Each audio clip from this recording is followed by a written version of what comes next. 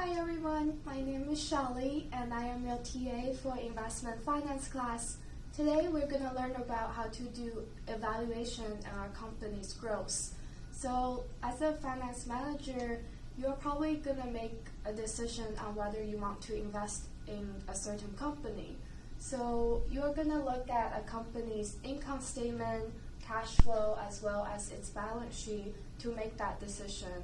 And here are two of the tools that you can use to make that evaluation. The first one is internal rate of return. It's a discounted factor where the net present value is 0. So looking at this function is how we can calculate internal rate of return. So you're going to look at the net cash flow during a period of t, which is this number, divided by 1 plus the internal rate of return to the power of t. This formula gives you the present value of all your future cash flow, minus C0, which is your initial investment. It will give you the net present value, and we're going to set the net present value equals to 0 to calculate internal rate of return. And due to the nature of this formula, there's really no way we can do it by hand. So the only way we can calculate internal rate of return is through trial and error, or there is an inbuilt formula on Excel that can easily give us the number of internal rate of return. Another way is through calculating discounted cash flow value. Discounted cash flow value is used to determine the attractiveness of this investment. So you are going to need an estimated cash flow and rate of return, which is sometimes calculated as weighted average cost of capital. So say if you are interested in buying Apple's share, it's currently valued at $250 per share, and the company has a net debt of $50 million. You're going to look at the cash flow in the past and make your estimation on future cash flow in the next 5 years.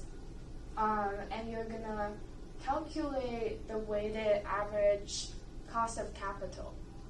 And at the end, you're going to use this formula, discounted cash flow equals to the cash flow from year 1, year 2, year 3, and all the way in year 5, divided by 1 plus r to the power of first year, second year, and third year.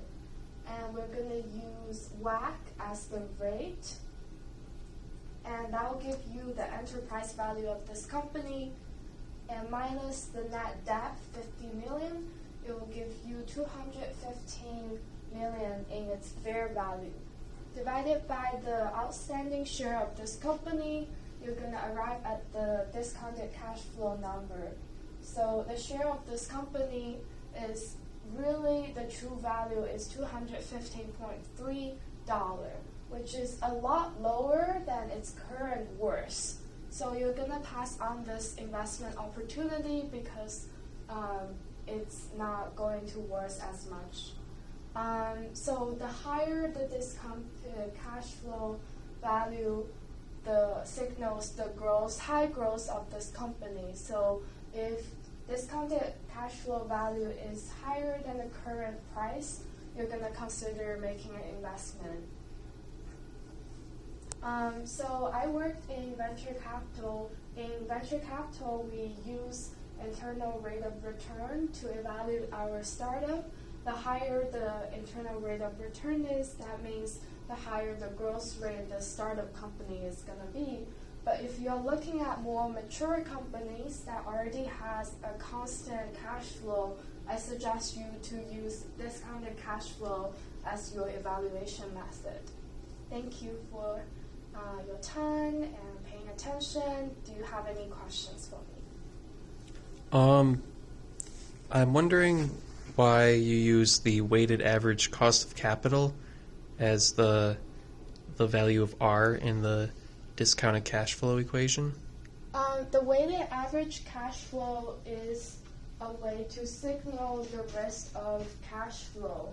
Every company has its own risk, so we're going to use the WACC value to determine the actual value of the discounted cash flow value. Okay.